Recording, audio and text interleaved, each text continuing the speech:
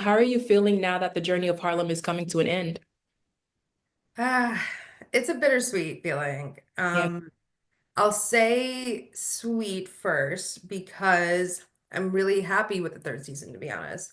And I don't think that I would have creatively gone in that direction without knowing that it was the final season. It kind of forced me to like make moves and make creative decisions that I wasn't actually going to make, that I had a different season three completely mapped out in my head. And so I kind of pivoted off of that and love the result of it, to be honest. And the bitter part of it is just, I have so many more stories to tell with these women. I could go for seasons with them. Even if we got a fourth based on the third, I could continue it.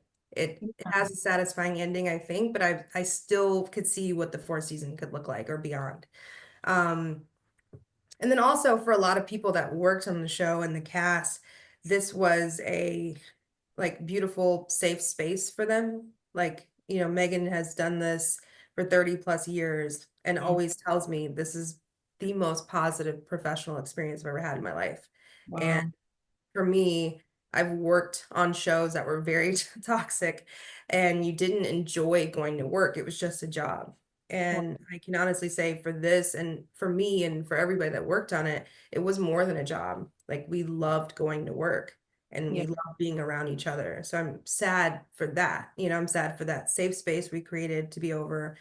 I'm sad for the friendships that we developed. We're going to continue it, but it's always fun to just, to work with people that you love. So Yeah. that's the part that's bittersweet. Yeah. Yeah, and this season also beautifully highlighted the importance of communication. We saw the characters navigate unspoken expectations, miscommunication, and the challenges that came with it. Was this emphasis on communication an intentional theme for this season? In some ways, yes. That's interesting to me that you put it like that. Yeah. I didn't in my mind think about it as far as communication, but you're right. In my mind, it was more being forced to say the things out loud that you don't want to say or to do the things that you don't want to do. It was like putting them in situations um, that made them have to, like you're saying, communicate and made them have to confront certain things that they would normally try to avoid. So that I guess I did thematically force them to communicate, but yeah, I did. That's really astute, actually. Yeah. And what can the viewers expect for, the season finale? Because we left off on a cliffhanger in season two. So with season three, what can you tell us about what's gonna be happening on all of the characters' journeys?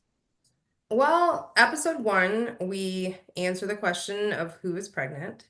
Mhm. Um, and I didn't want to like wait till episode three to do that. So we do it right away. And there's a lot of twists and turns that come from that storyline. And then all of them, beyond that storyline, all of the different storylines, I think, show the growth of the women over time. And they're all kind of like forced to make decisions or forced into life-changing moments. So it's not just that, it's a lot of different um, growth, I guess, for the women. Yeah. And then the last question I had to ask, out of all of the characters, which one do you see yourself in most and why? Um, I would say Camille. When I first started writing the show, Camille felt very me. I made her a Gemini, even like me. And the reason why I say that is because Camille is like confusing to a lot of people and the character that makes maybe the worst decision. So, but I relate to that. And the reason I say that is when I first started writing the show, I was going through like a horrible breakup at the time that I didn't see coming. And what that did for me was I was like, oh my God, I thought I might marry this person and now I have to completely start over. And I don't know where if Harlem's going to get made or what's going to happen with my life. Yeah. And yeah, you're just facing all of these, like, I don't know what my next steps are. And like, you feel kind of panicked about it. And so I try to put that into the character of Camille because her life in so many ways continues to get upended. and she just surrenders to it. So I relate to that. She's kind of all over the place, but I appreciate that about her. Yeah, well, thank you so much for speaking with me and congratulations again for the season finale. I'm such a huge fan of your work, so I can't wait to see like the upcoming projects you have in the future. Oh, that means a lot. Thank you. Yeah.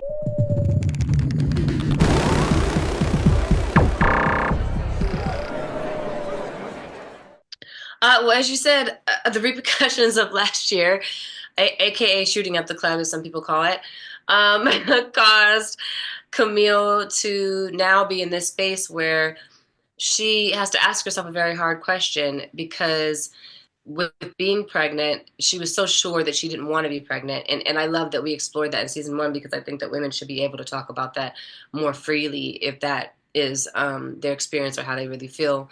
But in Camille's case, with hers really being related to fear and realizing that if she doesn't have this baby, she may never ever be able to have a baby. And so asking herself some hard questions about, why doesn't she want to have a baby? And is that really true? Or is it just fear? And what is that fear related to? And just kind of like going through all these different layers, and really examining her journey and getting some clarity on what she really, really wants. And then also just, with the repercussions of, quitting her job and going back to her job and then re-quitting her job, which isn't necessarily, I don't necessarily know if any of it is repercussions as much as discovering that what you maybe thought that you wanted in life looks a lot different Mhm. than what you thought. And I think that that's a beautiful thing, and I think that's a part of living life. So yeah, Camille's on quite the journey, but as usual, she'll figure it out, just not gracefully. Yeah. And with Jerrie, Ty's dating journey over the past few seasons has been a roller coaster as well with the highs and lows. This season, what do you think Ty's new approach on dating reveals about her personal growth? I think her new approach on dating is to not date at all.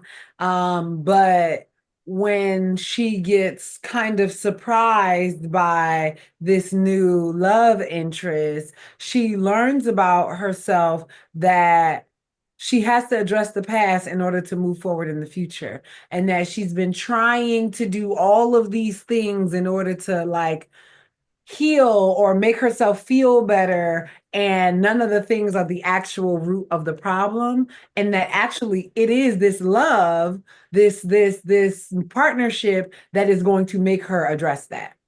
Yeah. And with this being the season finale, one of the many things I do love about the show was the highlight of friendship. We got to see each character showcasing what it means to truly be a girl's girl. So looking back, what were some of the moments on set, whether in front of the camera or behind the camera, that embodied sisterhood for you all? We can start with Meagan. There's too many. It could be, going in for the show and testing for it and running into Shoniqua in the bathroom and realizing this is the same person I had spoke to 5 years, like 5 years prior, and touched and agreed on a FaceTime call that we would do a show together. And now we're in the bathroom crying and praying over each other before we go in, or it could be, just hanging out with Jerrie on set and having some very, very real conversations that are very unique and specific to us, and being Mhm. able to be the fullness of myself in front of her and around her, both on and off camera. It could be, Grace crying with me in, the hardest moment that I had experienced thus far at that time of life, and walking me through it, and letting me know that she'll always be there no matter, what that dynamic looks like. It could be so many things. But there's really too many to say. It's been the best experience that I've ever had, professionally, and I think personally in a professional setting that has now just become a part of my life and our life. Nice. Yeah, I would say for me, it is the fact that every season we've prayed together and prayed over each other. And it was something that just kind of happened, and once we agreed that first season during that club scene to get in that corner, and we stopped everything that was going on and pray over each other, it kind of set precedent for the rest of the seasons to come. And it's interesting because I love watching shows about love, and there's a show called Black Love, and a lot of what people say when they say, like, how did you know she was the one? How did you know he was the one? It's like, well, we prayed together, or he prayed over me, or she prayed over me. And so there is something about the intention that is prayer that like sets the intention of the relationship. And so to me, I'm like, that doesn't just translate to romantic relationships. This show and these girls have taught me that, like, in sisterhood and platonic relationships, you need that same intention as well.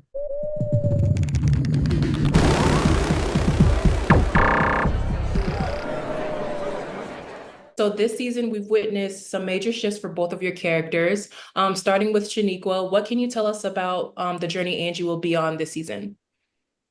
You can see Angie balancing. I think that's the main thing. It's balance. It's balance and the journey of deciding what's best for her and who she really is. I think you saw her struggle with identity and what her expression of her arts would be like if it would ever come into fruition. And so you get to see her balance. As we all know, she's gotten this huge role, and balancing what that means for her, and how that dynamic shifts with friendship and other relationships, and also what she requires and needs as she goes into this new era of stardom. And Grace? I think that you're finally going to get a chance to see Quinn live in the identity that she's finally discovered, which I think is really gratifying and lovely. You get to see her make decisions from that space. And I think it's really exciting to see what she's going to do when she gets faced with the things that she thought that she always wanted. And, you know, we'll see what she does with it. Yeah. And Shoniqua, your character this season has so many great comedic one-liners throughout the episodes. And I was curious to know, were you improvising with some of the lines? Yes. Always. We always do. Always, these women are improvising. I call Grace the improvised queen, but it's just so much fun when you have people who can go with you, a set that welcomes it. Tracy at the helm is just so welcoming and warm and receptive to us. So what you let us go and we fly. So a lot of it is improvised, but also they're brilliant writers. So it makes it easy. Yeah, and Grace, switching over to you, Kofi Cerebral played your love interest this season, marking his return to our screens after some time away. What was it like working with him, and how did you two build the on-screen chemistry? Very gracious, kind, humble actor. I think when you work with really like kind and gracious people, like those two hand in hand, and people who are really serious about wanting to craft their characters in a way that feels truthful and authentic to the story. So I think when you have those things in place, it gets really fun to be able to play. And so he was wonderful. You know, he wanted to really be a part of that Harlem world and really wanted to honor that Quinn story. And so, you know, we became friends, which was really lovely. And so, you know, coming off of like a big show like Queen Sugar, you know, it was just really nice to see Kofi just be like, you know, hey, like this is a blank canvas, let's create together. So it was really great. I was very happy for a gracious partner. Nice. And my last question is, one thing that stands out about Angie and Quinn this season is that they're both reaching new career milestones while exploring love in new ways. For example, you know, Angie, she's engaged, and then Grace, you are re-entering into the dating scene. So both characters this season had to make very important decisions, whether it's to adapt with current times or stay true to themselves. So my question for you guys is, starting with you, Grace, what advice would your current self give to the character that you play as they navigate these challenges? I would say that you're on the right road, as in trusting yourself and trusting your instincts, and to keep going in that direction. And we've used this terminology a few times, but to continue to not be afraid to fail forward. I truly believe that in those moments of falling, that is where our humanity lies. That is what makes us not just relatable to other people, but that's I think that's the whole point of living, right? It's to not get it right away, but to take your time as you're living life to figure it out. And so I just, more than like actual advice, I just want to congratulate her, because I think that where she's heading, as she listens to herself, is where she needs to be, whether it is where she's going to arrive at, or whether it is where her next lesson will be to teach her what she needs to know. And for you, Shoniqua? I think also I share congratulations for Angie too, because I think she handles it so well. I think we really get to see a maturity and softness and fragility to Angie in a new way this season. She's been fragile regarding her career, but we've never seen her be this vulnerable in love before. And Angie knows herself so well. So my I guess lesson or note to her as she goes through the journey of career blossoming and love blossoming is to stay true to who she knows she is. It's easy in the romantic overwhelm of feeling and playing the role of girlfriend to be wrapped up in the allure of it and kind of lose your center. And so my advice would be to maintain the surety of who you know you are and what you need, and make sure you're receiving that.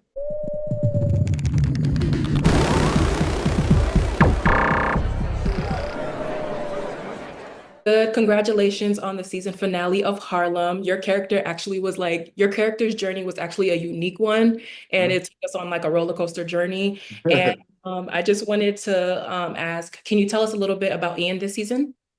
Yeah, where we pick up with Ian in season 3, he just split from Camille, and Ian's always been unapologetic about his views on fatherhood. He's always wanted to be a father, a specific type of father.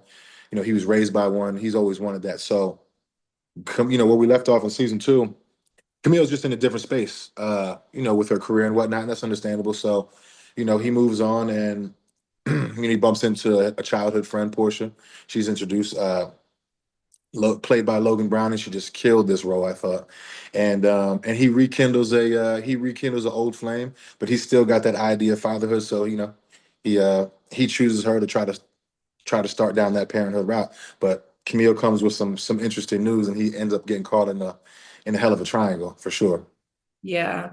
And as I was following Ian's storyline throughout the season finale, I realized that the main issue throughout this whole entire thing was communication. Certain things was just not being communicated, which is what most of us, deal with in our daily lives. And there was actually a line in the show Ian was saying, when people know what they want, things kind of move quick.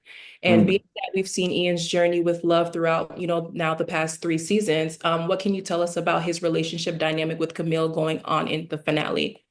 Well, I think that they're definitely, leading up to the 3rd season between Ian and Camille, there's definitely been times of like miscommunication, or at least not consistent communication about something. So I definitely feel like they've seen their fair share of that experience with each other.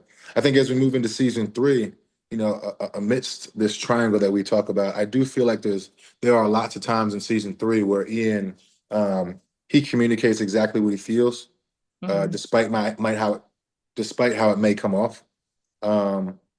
And I feel like he does that on a consistent basis, and I feel like he honors what it is that he's communicating about.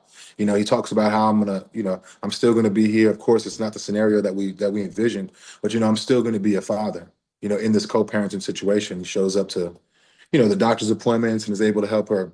I just feel like emotionally, financially, just every way that he can. But I feel like it starts with communication, and we did see some of that in this season 3. Show Yeah. some growth. Yeah. And I also wanted to take a moment to say congratulations, because you recently just got engaged. And Yes, so, thank you.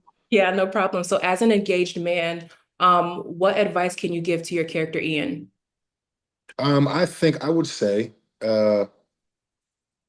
there's nothing like, a baby can make you feel really locked in with someone.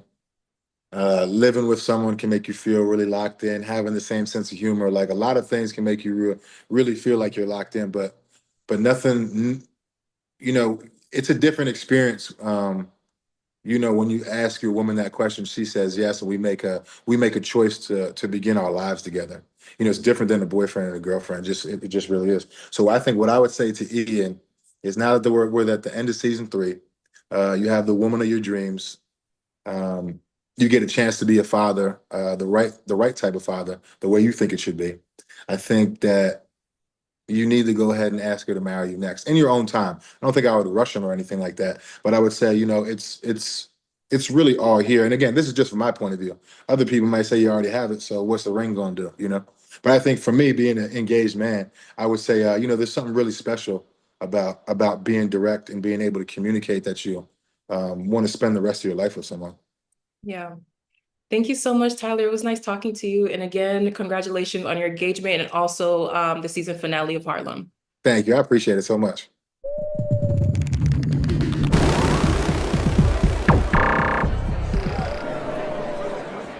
Good. So you both did a phenomenal job on the season finale of Harlem. I was actually super excited to see that you guys was joining the cast in the finale. Starting with you, Logan, you play Portia on the show, who is the love interest of Ian. Can you tell us a little bit more about your character? Oh, thank you. I was also happy to be a part of this final season.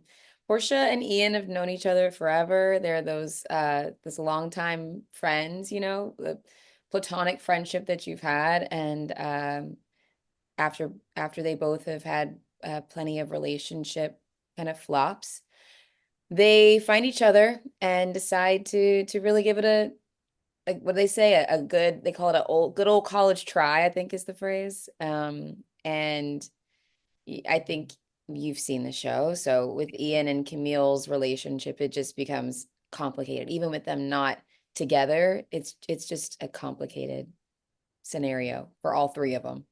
Right. And Gail, you play Eve on the show, which you're the love interest of Ty. Can you also tell us about the journey that your character goes through? You know, I do play Eva, the love interest of Ty, and the journey that they go through together is really finding what love looks like for them.